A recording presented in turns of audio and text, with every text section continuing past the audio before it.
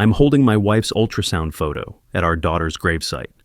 The paper is glossy, still warm from the printer at her OB's office. 19 weeks along, the doctor said. A miracle, Jessica kept calling it. Our miracle. But I'm standing here at Emma's grave, and the granite is cold under my palm, and I know this baby can't be mine. I'm sterile. The headstone is small. It has to be. She was only 2 when we lost her. Leukemia doesn't care about birthday parties you've already planned or the ballet classes she'd just started. There's a space at the bottom where her little handprints are pressed into the stone, forever 3 years old, forever reaching. I put my hand over them now. They feel warm, like she's trying to tell me something. Daddy, something's wrong. I had my vasectomy the month after Emma died, March 2021. We couldn't go through that again. The chemo, the hospital rooms that smelled like bleach and fear, watching her tiny body betray her. Jessica agreed. We both agreed. No more children. We couldn't survive losing another one. That was 4 years ago. This ultrasound is dated yesterday, 19 weeks. That's 4.5 months pregnant. The math doesn't math. I set the wilted daisies, Emma's favorite, against the headstone. My hands are shaking. I need to get home. I need to look at Jessica and pretend I'm happy. Pretend I'm excited. Pretend I don't know that the miracle growing inside my wife belongs to someone else. I drove home, knowing my wife was carrying another man's lie. The house smells like her perfume when I walk in. Jasmine? I used to love that scent. Now it makes my stomach turn. There you are! Jessica's voice is bright, higher than normal. She's in the kitchen, and there's a champagne bottle on the counter, unopened. She's holding the positive pregnancy test like it's a trophy. I was waiting for you to get home. We need to celebrate. I make my face smile. I've practiced this smile in the car.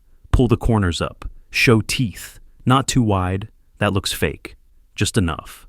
Champagne, I say. My voice sounds normal. I'm surprised by that. I can't drink it, obviously.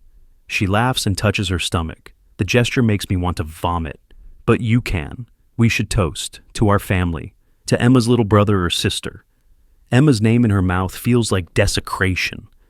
I visited Emma today, I say, watching her face. Brought her daisies. Something flickers across Jessica's expression. Guilt, annoyance. It's gone before I can name it. That's sweet, honey. I'm sure she would have been so excited to be a big sister. She's already moving on, pulling out her phone. I need to call my mom, and we should tell Michael. Oh, and I'm thinking we could do one of those cute announcement posts. My phone buzzes. It's Connor, my best friend since college. The text just says, "You good? You sounded weird earlier." I'd called him from the cemetery, told him I needed to talk, hung up before I could say anything real. Fine, I type back, just tired. Jessica is still talking, planning, her hands moving in excited gestures. She's good at this, the performance, the joy. If I didn't have that ultrasound photo in my jacket pocket next to a 4-year-old medical file that says confirmed sterile in red ink, I might believe her.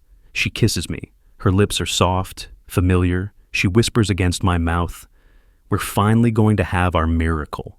I taste ash.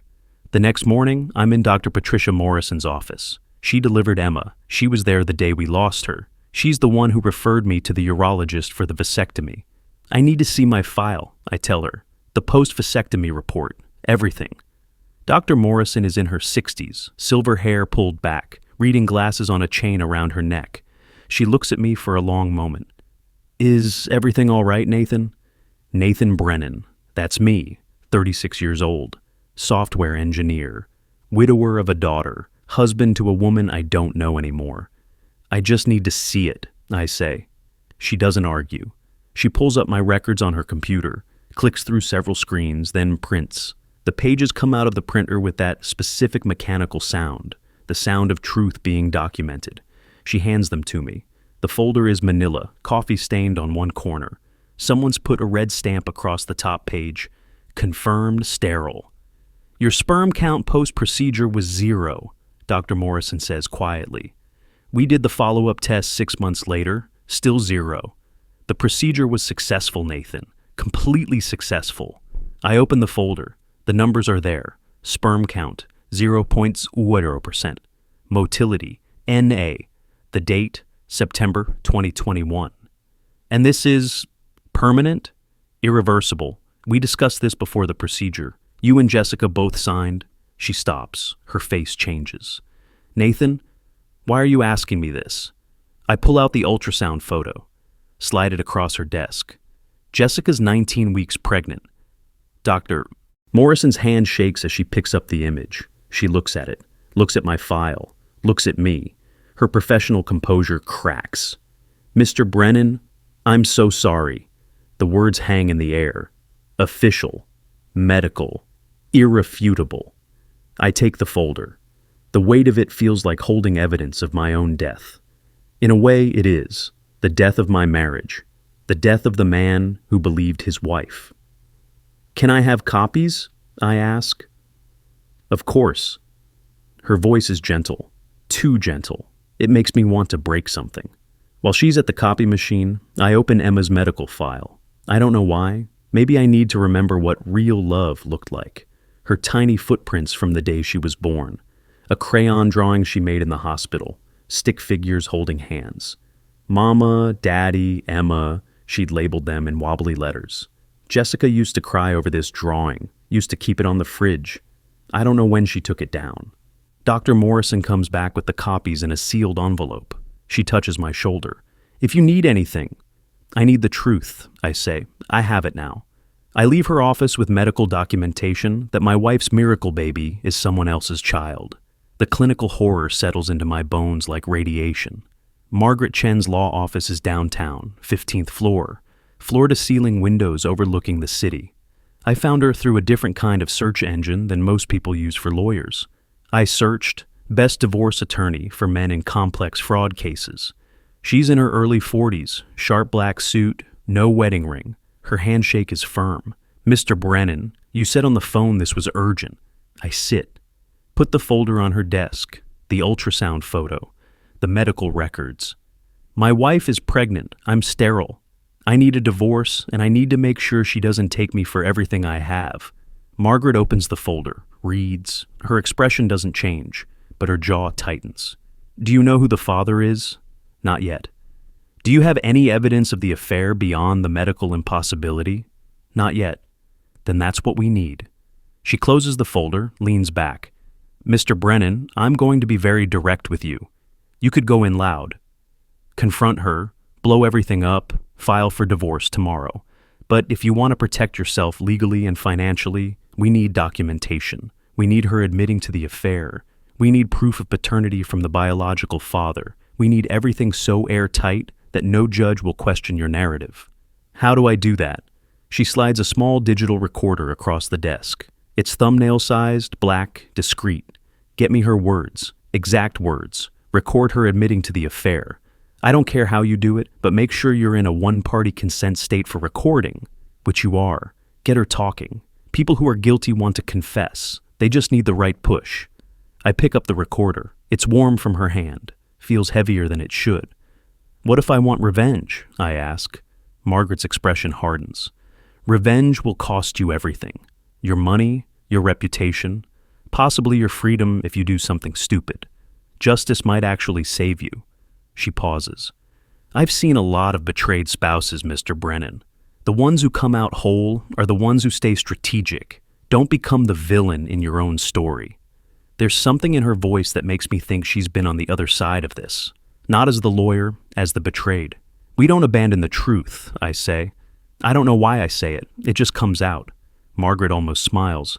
No, we don't. I leave her office with a retainer agreement signed and a digital recorder in my pocket. I have the tools. Now, I need the confession. The first spark of hope kindles in my chest. Not hope for my marriage. Hope for justice. If you've ever felt your world tilt off its axis, felt everything you believe turn to sand, just type, I understand, below. Because what comes next is where I stopped being a victim and started being a strategist. The recorder is in my coat pocket at dinner 3 nights later. I can feel it there, pressing against my ribs. The red LED light is blinking. I tested it twice before Jessica got home. I made her favorite meal, risotto, white wine for me, sparkling water for her because she's pregnant. She keeps touching her stomach at random moments, this performative motherhood that makes my teeth ache. I've been thinking, I say, pouring my wine slowly, about names. Oh, Jessica lights up. I have a whole list. Do you want to hear? What if it's not mine? The words are out before I can stop them. Too soon, too direct. But I can't take them back. Jessica's face goes carefully blank. What? I'm just saying, what if something went wrong with the procedure? I'm scrambling now, making it softer. I read online that sometimes vasectomies can reverse themselves, spontaneously. It's rare, but Nathan, she reaches across the table, takes my hand. Her palm is sweaty. Of course it's yours. Who else would it be? The recorder is listening. The red light pulses. I don't know. You tell me. Her hand pulls back. That's a horrible thing to say. Is it? Silence. She's calculating. I can see it happening behind her eyes. The same way I used to watch her solve crossword puzzles, that little furrow between her brows. You've been distant, she says finally. Since Emma. I understand that. I've been grieving too. But I need you to be present. This baby, when did it start? I ask. The affair. Her face goes white. Actually white, like someone pulled a plug and drained all the blood out. There's no affair, she says. But her voice shakes. Jessica. There's no affair. I don't say anything. I just look at her. Wait, Margaret told me. Guilty people want to confess. They just need the right push. Jessica's eyes fill with tears, real ones maybe. Or maybe she's just that good. Derek, she whispers. The name lands like a body. Who? My yoga instructor. She's crying now, mascara running. It just happened. I didn't mean for it to happen. You were so... After Emma, you were just gone. You were there, but you weren't there. Derek understood. He listened. He made me feel alive when you made me feel like a ghost. The recorder catches every word, every inflection. The way she says his name, Derek, with this softness I haven't heard her use for me in years. How long? 4 months, maybe 5. I don't know. Does it matter? Is the baby his? She doesn't answer right away. That's the answer. I never meant for you to find out, she says finally.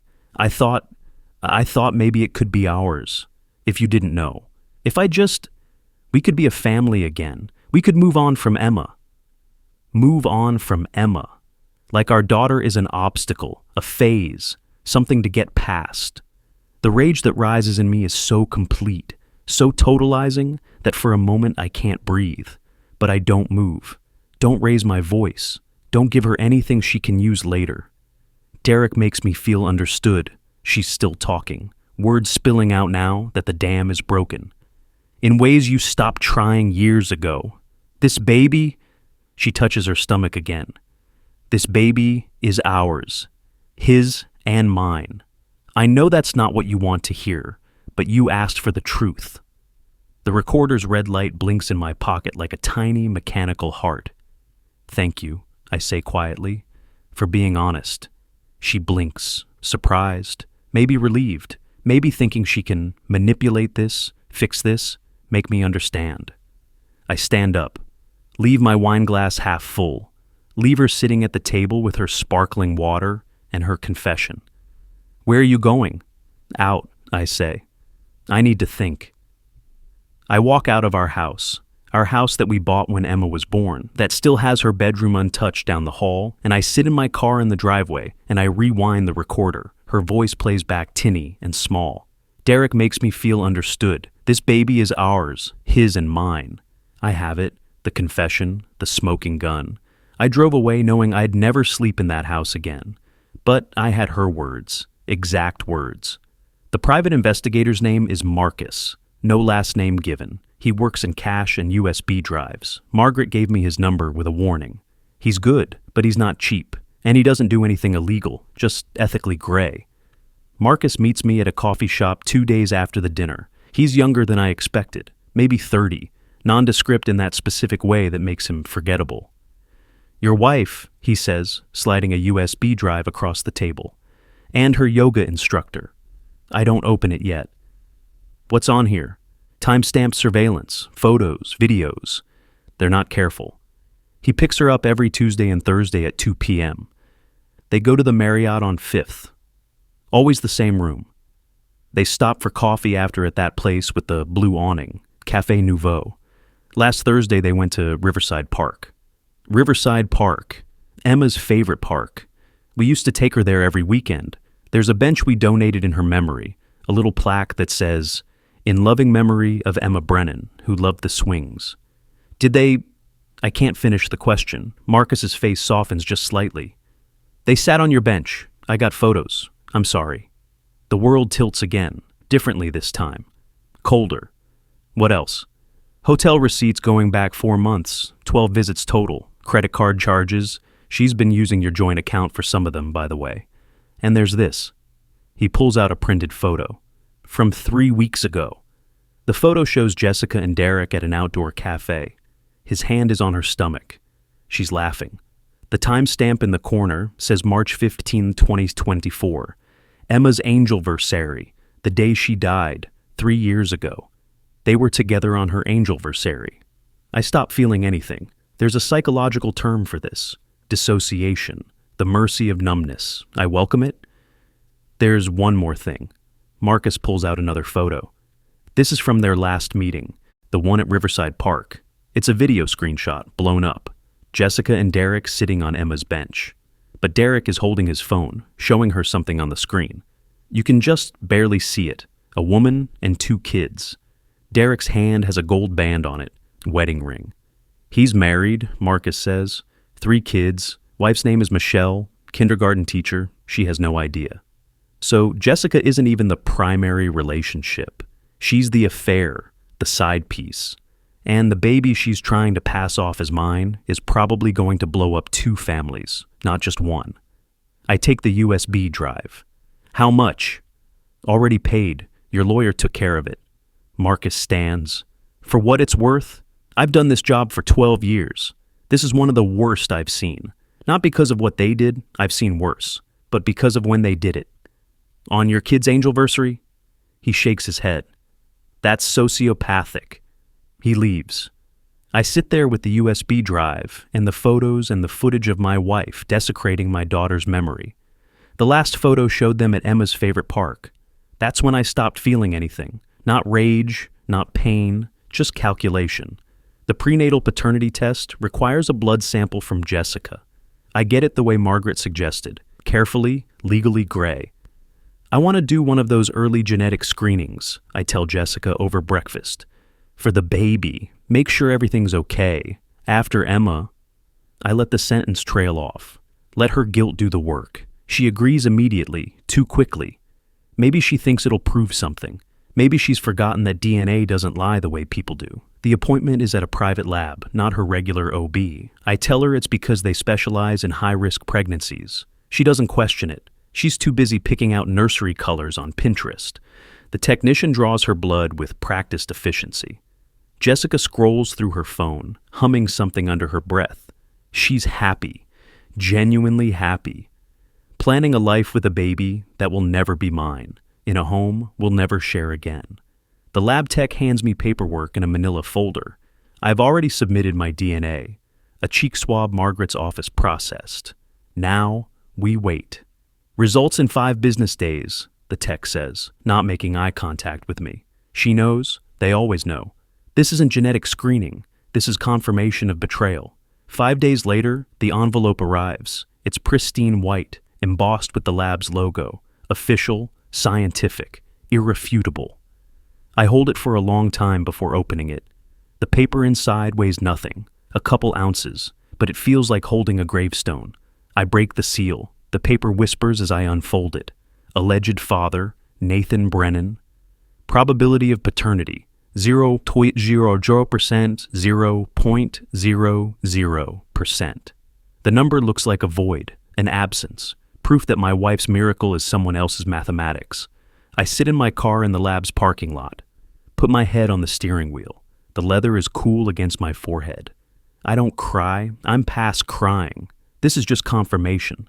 I knew this was coming, but knowing and knowing are different countries. I take a photo of the results with my phone. Send it to Margaret with one word. Got it. Her response comes back in 30 seconds.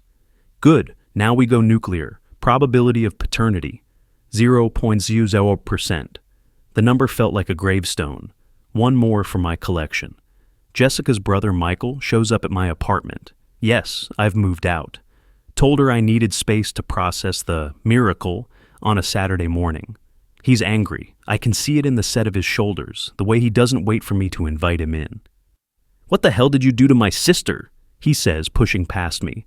She's crying every night. She says you're abandoning her, abandoning your baby. Michael is 32, works in construction, has Jessica's same dark hair and stubborn jaw. We used to be close. He loved Emma, cried at her funeral. I thought he was a good man. Sit down, I say. I don't want to... Michael, sit down. Something in my voice stops him. He sits on the edge of my couch, wary now.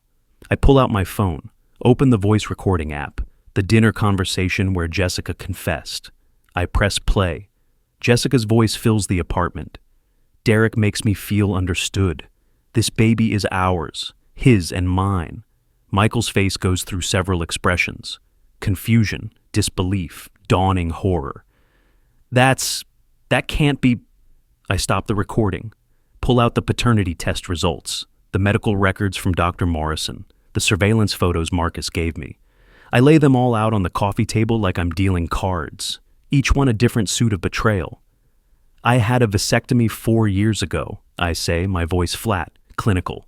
After Emma died, Jessica and I both agreed. The procedure was successful. My sperm count is 0, has been for 4 years. Your sister is 19 weeks pregnant. The math, as they say, doesn't math. Michael picks up the paternity test, reads it again. His hands are shaking.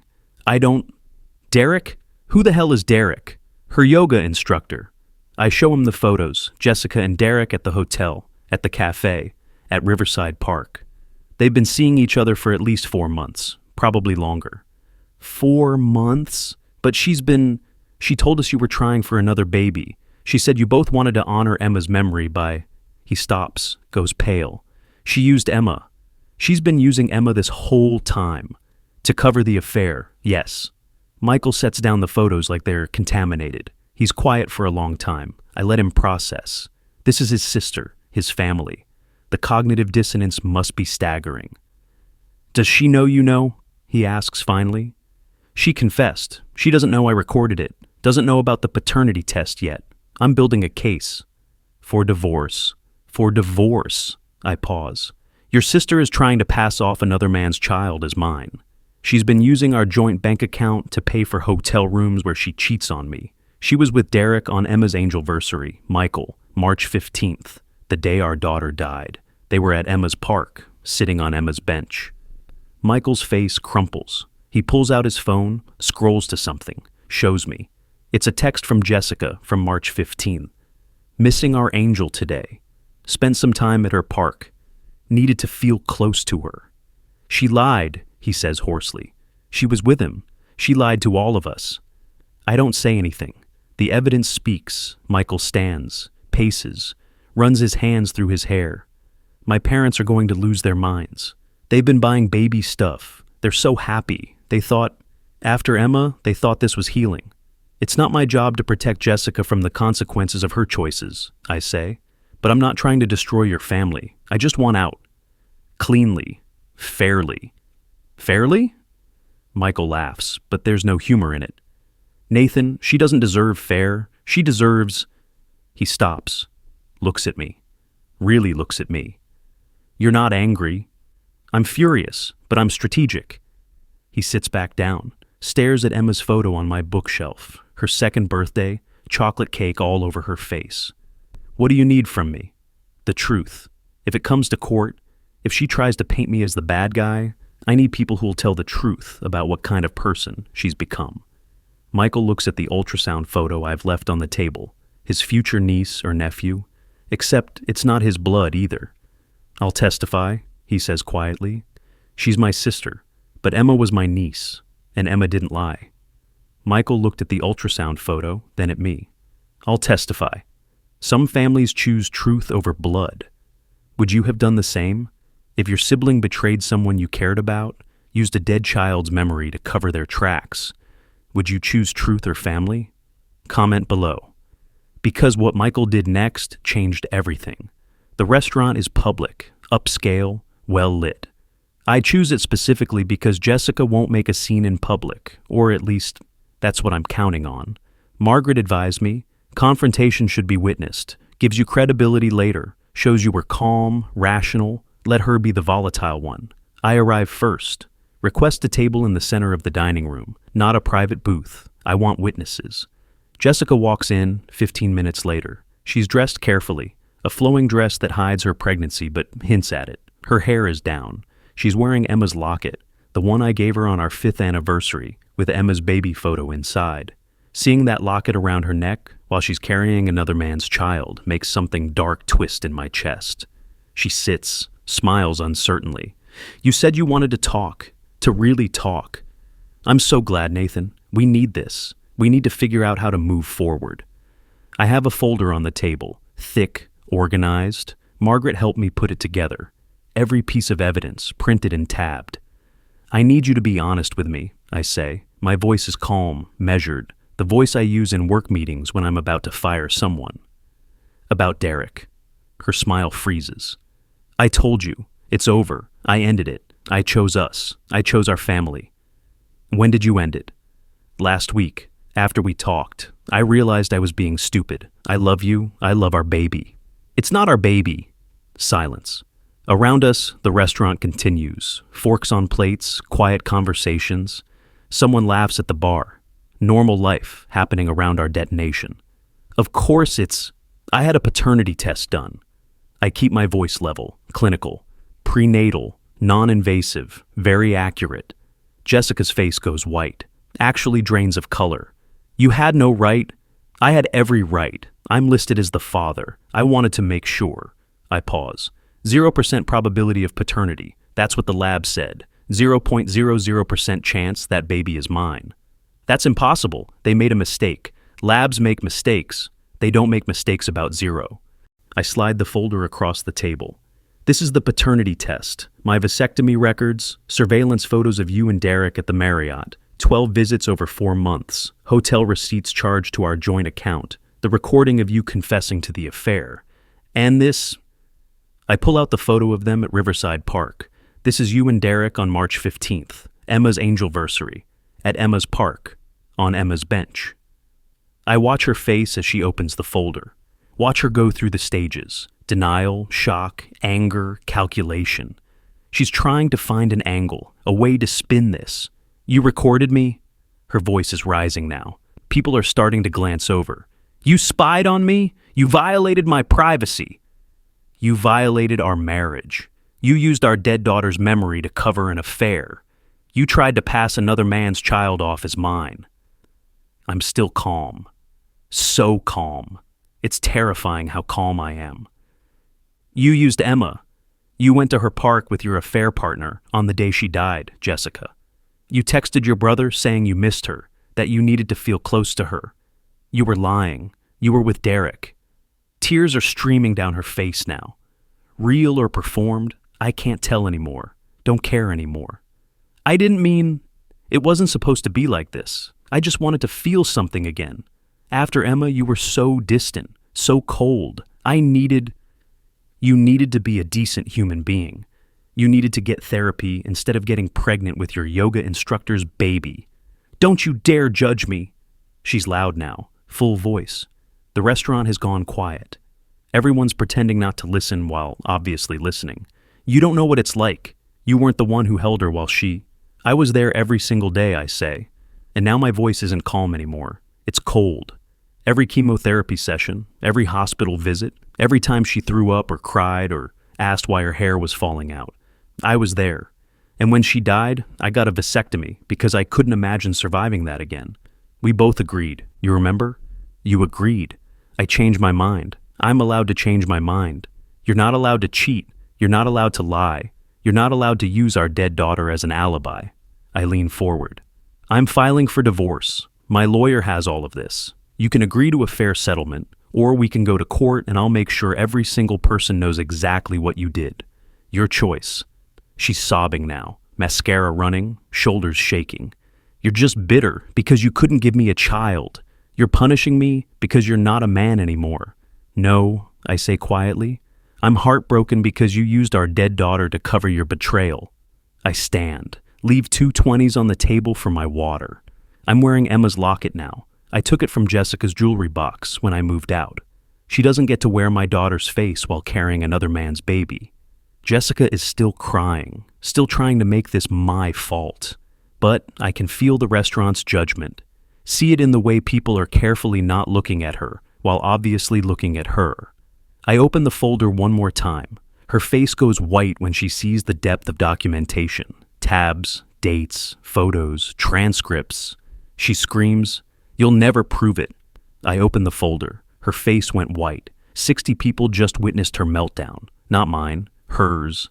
Derek's address wasn't hard to find. Marcus gave it to me with the rest of the surveillance. Nice suburban house, 2-car garage, swing set in the backyard. I'm not going to destroy his family. That's not what this is about. But Derek needs to know what's coming. Needs to know that his little affair is about to have legal consequences. I knock on his door on a Sunday afternoon. He answers in jeans and a t-shirt, barefoot, holding a beer. Behind him, I can hear children laughing. A woman's voice, Michelle, his wife, calling about dinner. Derek sees me. His face goes through every emotion in 3 seconds. "We need to talk," I say quietly. "You can come out here, or I can come in there and have this conversation in front of your wife." He comes outside, closes the door behind him. "Look, man, I don't know what Jessica told you. She told me the baby's yours." He goes very still. "What?" "The baby. She's 19 weeks pregnant. Paternity test confirms it's not mine, which means it's yours." I watch him process this. "You do know she's pregnant, right?" "She said," he swallows. "She said she was on birth control." "Apparently not." I pull out my phone, show him the ultrasound. "Congratulations, you're going to be a father." Again. Derek looks at the image.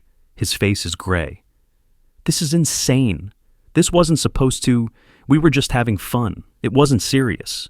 "Funny, she thought it was serious. Thought you two were building something real." "Real?" He laughs, but it sounds panicked.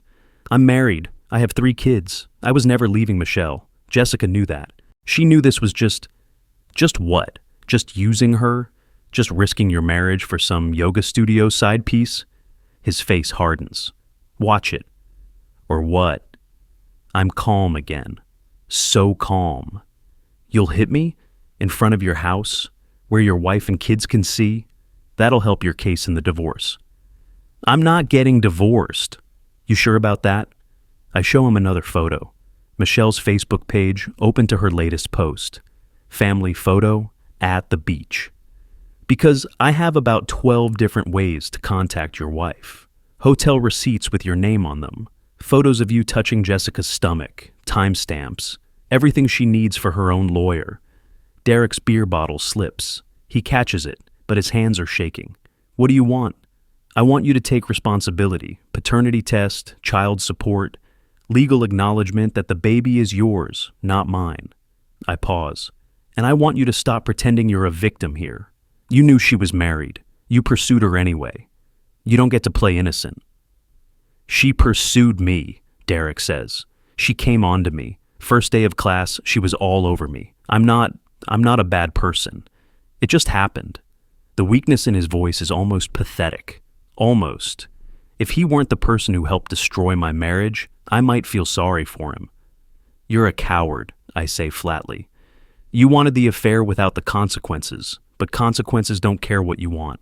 I pull out one more document, lean it against his front door. It's a notice of paternity claim, pre-filed by Margaret's office. "You have 2 options," I say.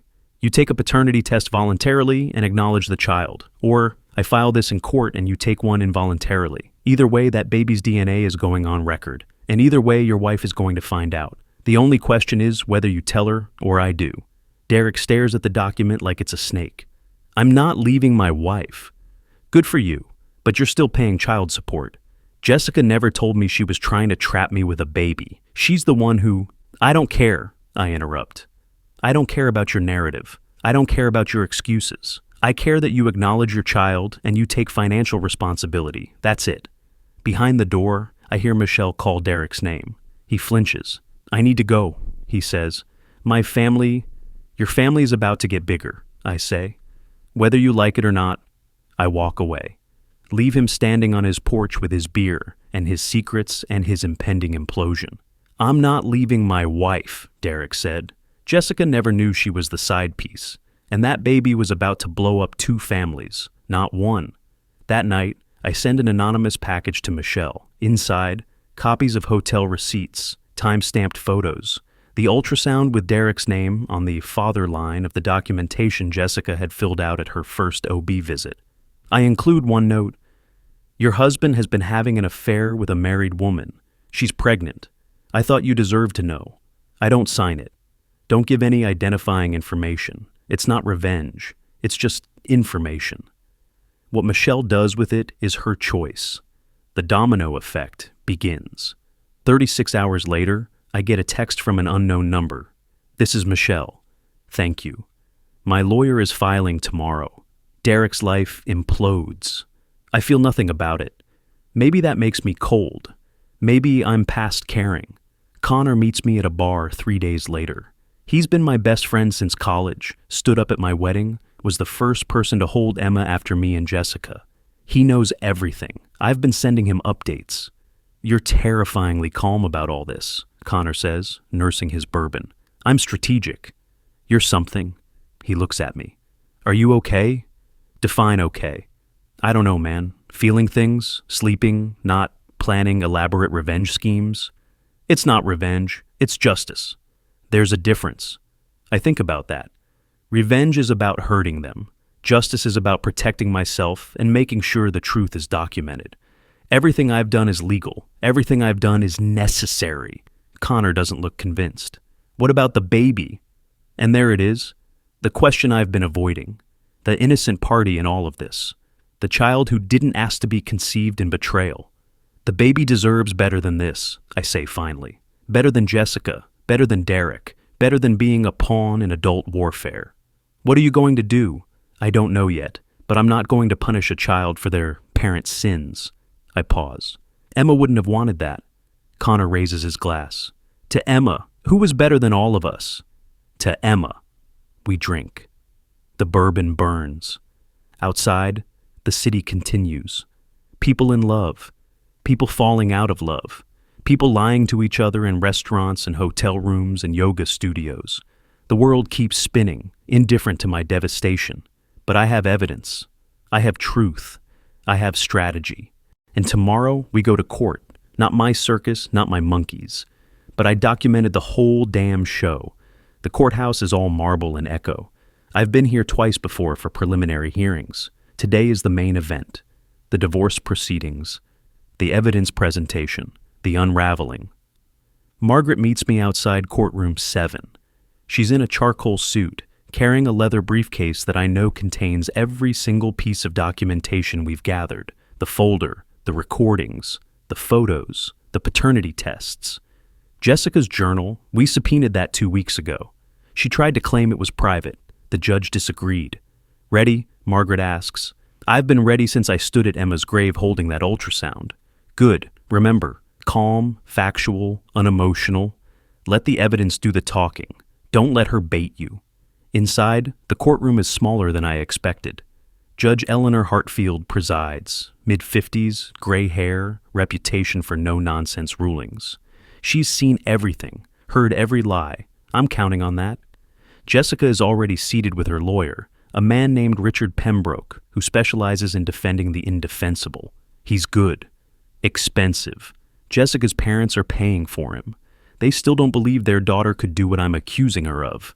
Jessica won't look at me. She's wearing a conservative dress, hair pulled back, minimal makeup, playing the wounded wife, the abandoned pregnant woman. I wonder if it'll work. It won't. Judge Hartfield calls the court to order. This is the divorce proceeding of Brennan versus Brennan. I've reviewed the preliminary filings. Mr. Brennan, you're claiming adultery and fraud. That's a serious accusation. Margaret stands. Your Honor, we have extensive documentation. I'm sure you do. Let's proceed. The next 2 hours are a masterclass in systematic destruction. Margaret presents the evidence chronologically, like telling a story where every chapter ends with betrayal. First, my medical records, Dr. Morrison's report, the vasectomy, the follow-up tests, the confirmation of sterility. Mr. Brennan underwent a voluntary vasectomy in March 2021, Margaret says, projecting the documents on the screen. Post-operative testing confirmed 0 sperm count. This is a permanent, irreversible condition. He cannot biologically father children. Pembroke tries to argue. Vasectomies can fail. Spontaneous recanalization occurs in less than 1% of cases, Margaret interrupts smoothly. And when it does, it happens within the first year. Mr. Brennan's procedure was 4 years ago. His last sperm count test was 18 months ago. Still 0. The medical science is clear. Judge Hartfield studies the documents, nods. Continue. Second, the ultrasound, Jessica's pregnancy. 19 weeks when discovered, the dates that make the mathematics impossible. Third, the paternity test, the pristine white envelope, the number that ended everything. Probability of paternity, 0.0%. The judge reads it twice, looks at Jessica. Jessica is staring at her hands. Mrs. Brennan, Judge Hartfield says. Do you dispute these results? Pembroke whispers to Jessica. She shakes her head. No, Your Honor, Pembroke says. But we maintain that this doesn't prove adultery. There could be other explanations. Such as? The judge's voice is dry. Pembroke has nothing. He sits down. Fourth, the recording. Margaret plays it in open court. Jessica's voice fills the room, tinny through the speakers, but unmistakable. Derek makes me feel understood, in ways you stopped trying years ago. This baby is ours, his and mine. Jessica flinches. Her mother, in the gallery, makes a sound like she's been struck. That's illegally recorded, Pembroke objects. Illinois is a one-party consent state, Margaret says calmly. Mr. Brennan was a participant in the conversation. The recording is legal. Judge Hartfield waves him down. Overruled. Continue. Fifth, the surveillance photos. Jessica and Derek at the Marriott, 12 visits, hotel receipts charged to the joint account. My money paying for her affair. Mrs. Brennan used marital assets to fund her extramarital relationship, Margaret says. Over $4,000 in hotel charges alone. Pembroke tries again. My client was going through emotional distress, the loss of a child. Don't... My voice cuts through the courtroom. I'm on my feet before Margaret can stop me. Don't you dare use Emma as an excuse for this. Judge Hartfield bangs her gavel. Mr. Brennan, sit down. I sit, but the judge's eyes are sharp. She's heard the raw edge in my voice, the grief underneath the evidence. Sixth, the photos from Riverside Park. Jessica and Derek on Emma's bench. The date stamp, March 15, 2024. Emma's angelversary. Margaret doesn't say anything, just projects the image, lets it speak. Jessica's mother is crying now. Her father has his arm around her. Michael is in the back row, stone-faced. He texted me this morning. Whatever you need. Emma deserves this. Judge Hartfield removes her glasses, cleans them slowly, puts them back on. Mrs. Brennan, she says, I'm giving you one chance to tell the truth, under oath. Did you have an extramarital affair? Pembroke whispers urgently to Jessica. She's shaking her head. He whispers more. She shakes harder. Mrs. Brennan, the judge repeats. Did you commit adultery? Silence. Answer the question. Yes. Jessica's voice is barely audible. Yes, Your Honor. And the child you're carrying, is it your husband's? No. Whose is it? Derek Pearson's, my yoga instructor. The courtroom exhales, a collective release. The truth, finally official. But Margaret isn't done. Your Honor, there's one more piece of evidence. She pulls out Jessica's journal, the leather-bound one that used to smell like jasmine. Mrs. Brennan kept detailed records of her affair and her intentions. Pembroke stands. Objection. That journal is private. It's relevant to demonstrating premeditation and fraud, Margaret says. Your Honor, Mrs. Brennan wrote extensively about her plans to, and I quote, Trap him with a baby so he can't leave. Judge Hartfield looks at Jessica. Is this true? Jessica's face crumples. I didn't mean it like that. I was confused. I wasn't thinking clearly. Let me read the entry, Margaret says. She opens to a marked page. Her voice is clinical, detached. March 15. Today is Emma's anniversary. Nathan spent the morning at the cemetery. I told him I'd meet him there, but I went to see Derek instead. I know I should feel guilty, but I don't. I feel alive. Nathan's been dead inside since Emma died. Derek makes me feel like I matter. We talked about the future today, about what it would be like if I left Nathan. But I can't leave with nothing. I need leverage. If I can get pregnant, Nathan will have to stay. He won't leave another child, not after Emma. He's too good for that, too predictable. The words hang in the air like poison. Jessica is sobbing now, full body shaking. Her mother looks like she's going to be sick. There's more, Margaret continues. May 2. It worked. I'm pregnant. I know it's Derek's. We haven't used protection in weeks, but Nathan doesn't know that. He can't know that. I'll tell him it's a miracle. He'll believe it because he wants to believe. He wants to move on from Emma so badly. This baby will be the excuse he needs. June 10th. Nathan suspects something. He's asking questions. I need to be more careful. I need to make him believe this baby is his for all of us. The judge's face is stone. Mrs. Brennan, did you deliberately get pregnant with your affair partner's child in order to manipulate your husband? Jessica can't speak, can only sob. Answer the question. I thought... Jessica's voice breaks. I thought if I got pregnant, he'd forget Emma. We could be a family again, a real family, not just ghosts living in a house full of memories. The courtroom goes completely silent. You thought your husband would forget his dead daughter? Judge Hartfield's voice is ice. I didn't mean it like that. How did you mean it? No answer. Because there is no answer that makes that statement acceptable. Michael stands in the back. Your Honor, may I speak? You're on the witness list. We'll get to you. With respect, Your Honor, it needs to be now. Michael walks forward. I'm Jessica's brother. I love my sister. I've loved her my whole life. But what she did, what she's admitting to, Emma was my niece. I was there the day she was born. I was there the day she died. And I'm telling you right now, under oath, that my sister is lying about her motivations. She's not confused. She's not grieving. She's calculating. Michael, Jessica's voice is a wail. How can you? Because Emma deserves someone to tell the truth. Michael's voice cracks. Emma deserves better than being used as an excuse for your affair. Judge Hartfield bangs the gavel. Order, Mr. Reeves, Michael Reeves. Mr. Reeves, sit down. We'll hear your testimony when it's your turn. Michael sits, but his words linger. Jessica is looking at him like he's a stranger, like he's betrayed her by choosing truth over blood. Connor testifies next. Character witness. He talks about me and Jessica before Emma, after Emma, the decline, the distance, but also my integrity, my attempts to save the marriage through therapy, through time, through patience. Nathan is one of the most decent people I know, Connor says. When Emma died, he broke. We all did. But he didn't lie. He didn't cheat. He didn't use his grief as a weapon. He just survived. And now Jessica's asking him to accept responsibility for a child that isn't his? That's not grief. That's cruelty. Pembroke cross-examines. Tries to paint me as cold, distant, emotionally unavailable. Connor doesn't budge.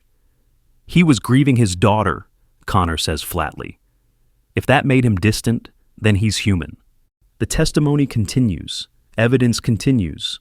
Margaret is relentless, professional, devastating.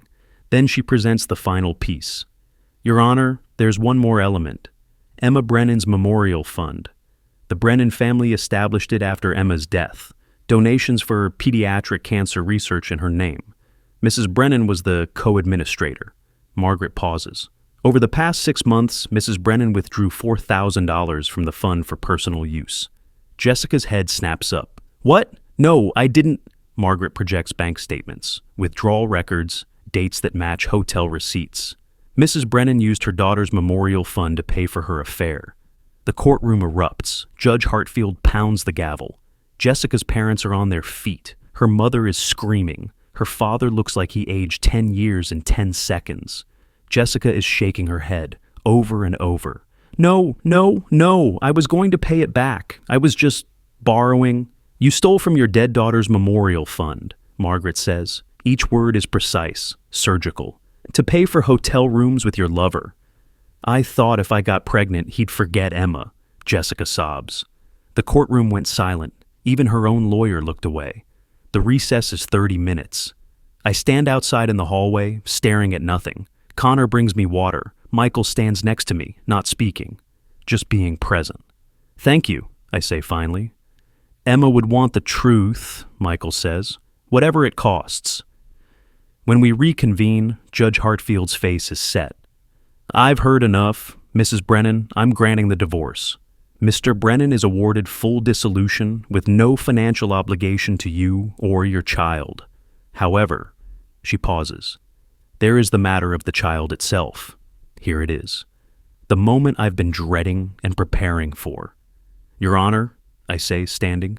May I speak? Go ahead, Mr. Brennan. The baby Mrs. Brennan is carrying is innocent. The child didn't ask for any of this, didn't choose their parents, didn't choose to be conceived in betrayal. I look at Jessica. She's watching me, eyes red and swollen. I'm not the father. Derek Pearson is. He needs to take responsibility. Paternity test, child support, legal acknowledgement. Agreed, Judge Hartfield says. We'll issue a court order for Mr. Pearson's paternity testing. But, Your Honor, there's one more thing. I pull out documents Margaret prepared. I'd like to establish a trust fund for the child, $5,000 for education, health care, whatever they need. The courtroom goes quiet again, different this time, confused. Mr. Brennan, the judge says slowly, you want to give money to your ex-wife's affair child? I want to give money to a child who's going to grow up with a lot of questions and very few good answers. I want them to know that at least one adult in this situation chose their well-being over revenge. Margaret is looking at me like I've lost my mind. Jessica is staring. Her lawyer is staring. Everyone is staring. This baby is going to grow up knowing they were the product of an affair, I continue, knowing their mother lied and their father is a coward, knowing they almost destroyed multiple families. That's a heavy burden for a kid who didn't do anything wrong. If this trust fund makes their life even slightly easier, then it's worth it. Judge Hartfield studies me for a long moment. Mr. Brennan, I've been a family court judge for 23 years. I have never seen anything like this. Your Honor, I spent 2 years watching my daughter die. I know what it means to protect a child. This baby doesn't deserve to pay for their parents' sins. The judge nods slowly. Motion granted, the trust will be established. Mr. Pearson will be ordered to submit to paternity testing and, upon confirmation, will be responsible for child support. She looks at Jessica. Mrs. Brennan, you are extraordinarily lucky that your ex-husband is a better person than you deserve. Divorce granted. This court is adjourned. The gavel comes down. It's over. This baby didn't ask for any of this, I said. The judge nodded. We don't punish the innocent. Not in Emma's name. Never in Emma's name. Would you have done the same? Given money to a child that represented the worst betrayal of your life? Or would you have walked away clean, let them face the consequences? Comment below. Because mercy isn't weakness. Sometimes it's the only power we have left.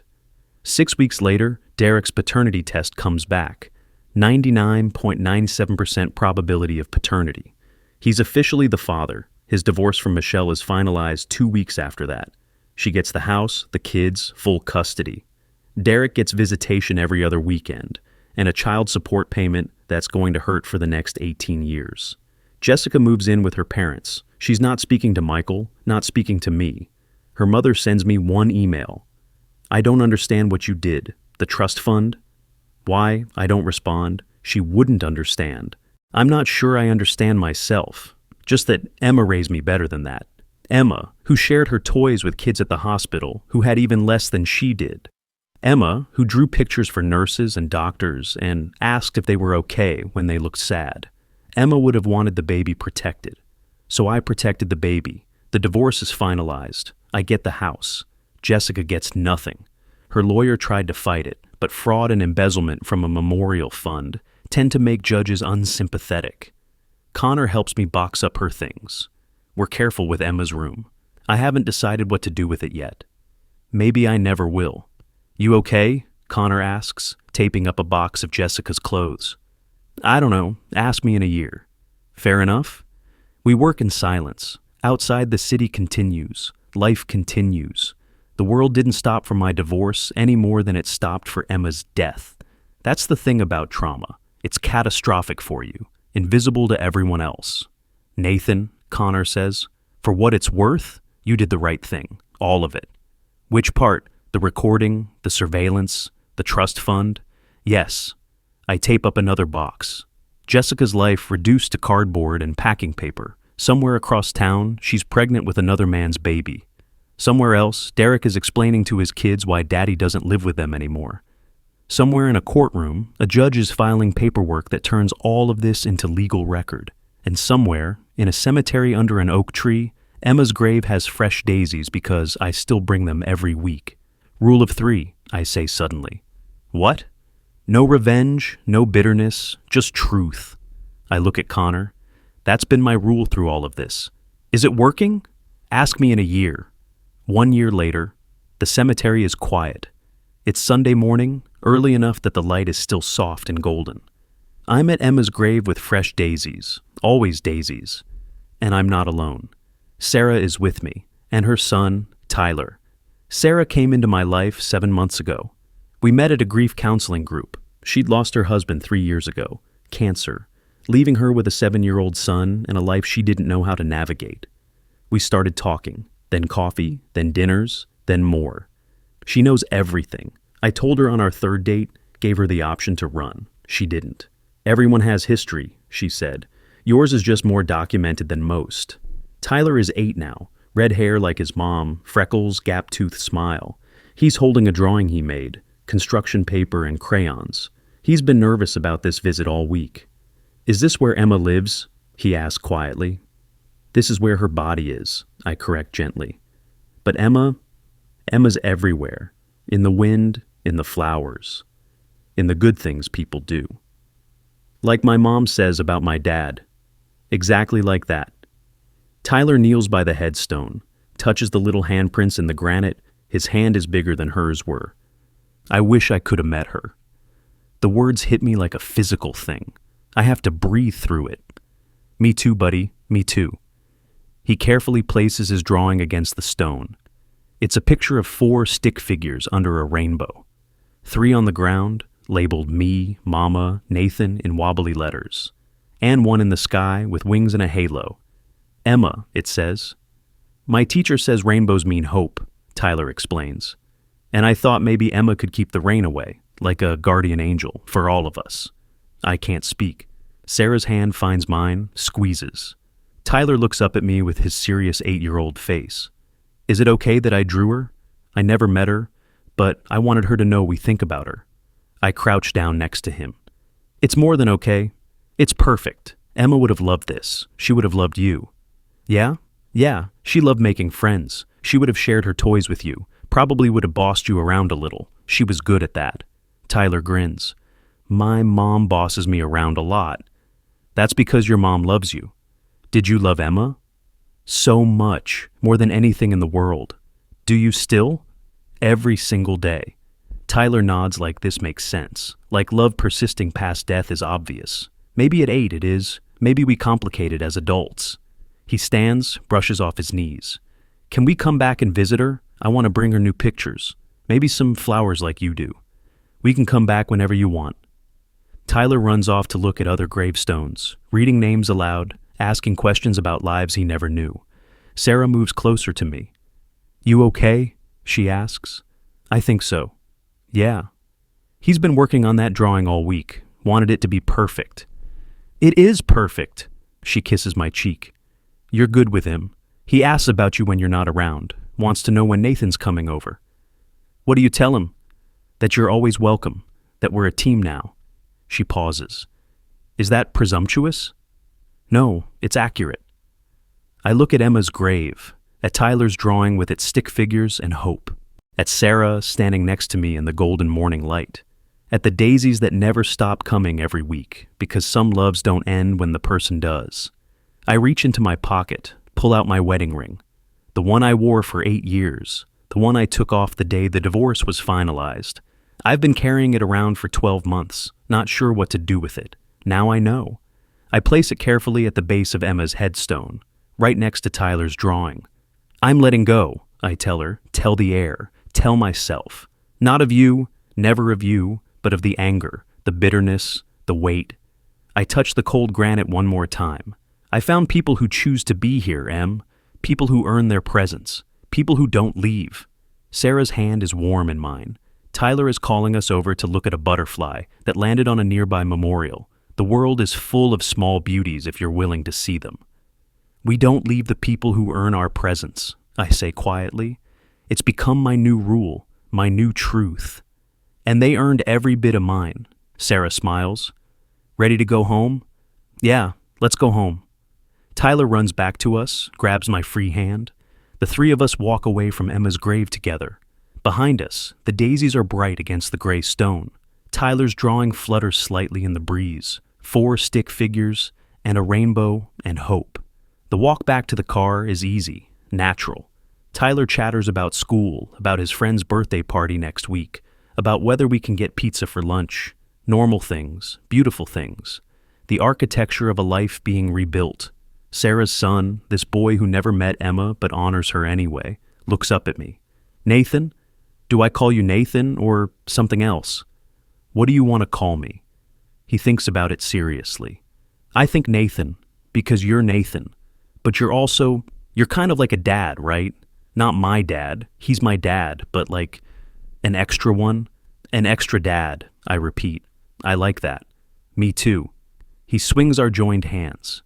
Emma would be happy you're not sad all the time anymore, right? Right. Good. 'Cause being sad all the time is really hard. Out of the mouths of children, wisdom so simple it's profound. We reach the car. I look back once. Emma's grave is small in the distance, but the daisies are visible. Always visible. Markers that love doesn't end when breath does. My phone buzzes. A notification from Jessica's brother, Michael. Heard you're doing well. Emma would be proud. I smile. Text back. Thanks. Hope you're good too. The baby was born 3 months ago. A girl, Derek's daughter. I know because Michael keeps me updated. He's the only one from Jessica's family who still talks to me. Says the baby looks like Derek, which must be hard for Jessica. Says Derek sees her every other weekend, brings his older kids sometimes, trying to blend families that were never meant to exist. Says Jessica is in therapy, that she named the baby Claire, that she asks about me sometimes. I don't ask back. That chapter is closed, the page is burned, but I'm glad she's getting help. Glad the baby is healthy. Glad the trust fund I established will be there when Claire needs it. Because this was never about Claire. It was never about revenge. It was about truth, about protecting innocence, about being the kind of man Emma raised me to be in her 2 short years of life. We don't abandon the truth. We don't punish the innocent. We don't leave the people who earn our presence. Those are my rules now, the only ones that matter. If you found your way back from betrayal, if you've built a found family that earned your presence, that chooses you every single day, share your story below. Someone scrolling right now needs to hear it. Someone needs to know that devastation isn't permanent.